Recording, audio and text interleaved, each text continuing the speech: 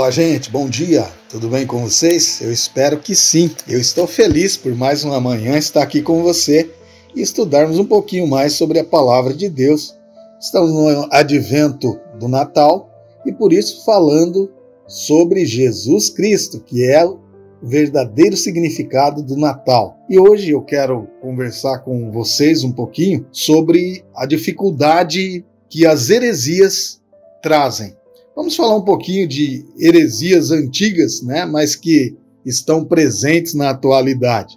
E vamos fazer isso baseados no livro Teologia Sistemática, do Franklin Ferreira e Alan Mitch. Vamos conversar um pouquinho sobre isso, porque às vezes quando falamos de heresia, essa coisa parece que é algo só do início da igreja e não estão presentes no dia de hoje.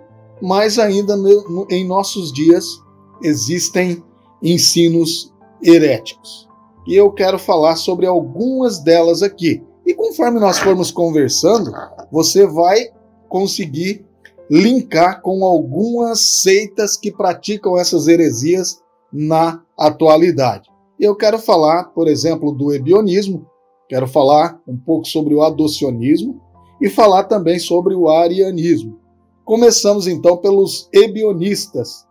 Eles foram defensores de uma heresia surgida em Israel, no final do primeiro século.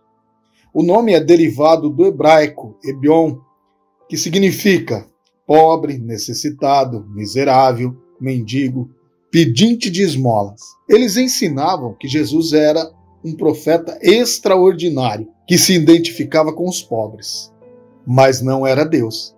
Eles diziam que Jesus era filho natural de José e Maria. Esta posição também tem reaparecido onde, atualmente? No ensino do unitarismo. Alguns teólogos liberais e adeptos da teologia da libertação também têm bebido nesta fonte, Então, é uma heresia antiga, mas que reaparece na atualidade.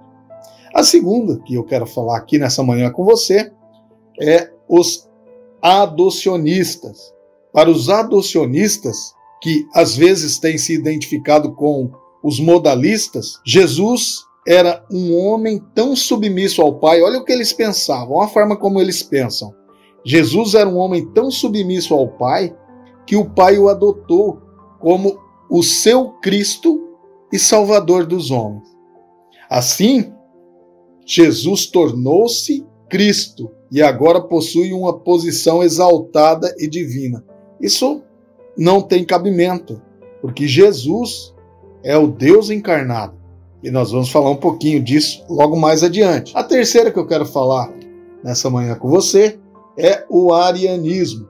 E olha só, enquanto eu falar sobre o arianismo, você vai perceber que algumas seitas pensam exatamente desta forma. O arianismo foi a principal heresia dos primeiros séculos da história da igreja. Ário, um diácono de Alexandria, ensinava que Cristo era apenas uma criatura e não o Deus eterno. Identificou alguma seita que prega que Jesus é um profeta, que Jesus foi um homem exemplar, mas que Jesus não é Deus? Se identificou com alguma na atualidade? Ela existe. Está por aí pregando, falando que falam de Jesus, mas não reconhecem Jesus como Deus. Isto é fruto do arianismo. A questão é que mesmo não acreditando na divindade de Cristo, Ário e seus seguidores usavam a linguagem ortodoxa. E a frase que resume a compreensão cristológica deste movimento ariano é: houve um tempo quando Cristo não era. Eles querem dizer que Cristo é uma criatura, Então Cristo não era, não existia, foi criado. Isso fere a divindade de Cristo de maneira terrível. O resultado desses debates aí do arianismo, ou em torno dessa doutrina, foi a formulação de uma das mais importantes confissões de fé cristã, o Credo de Nicéia, que num grande concílio, elaborado ali e realizado na cidade de Nicéia em maio de 325, eles combateram e falaram sobre o perigo do arianismo. O problema é que esta posição, esta ideia tem reaparecido atualmente. E você conhece algumas seitas que dizem que Jesus foi um profeta, e de fato Jesus foi um profeta, que dizem que Jesus foi um exemplo para toda a humanidade, e de fato Jesus foi um exemplo e é um exemplo para toda a humanidade, mas que no final eles não reconhecem Jesus como sendo Deus. E aí nisso perdeu-se todo o sentido, acabou.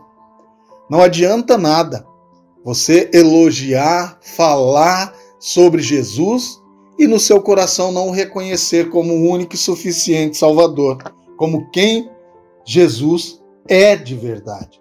Porque Jesus é Deus.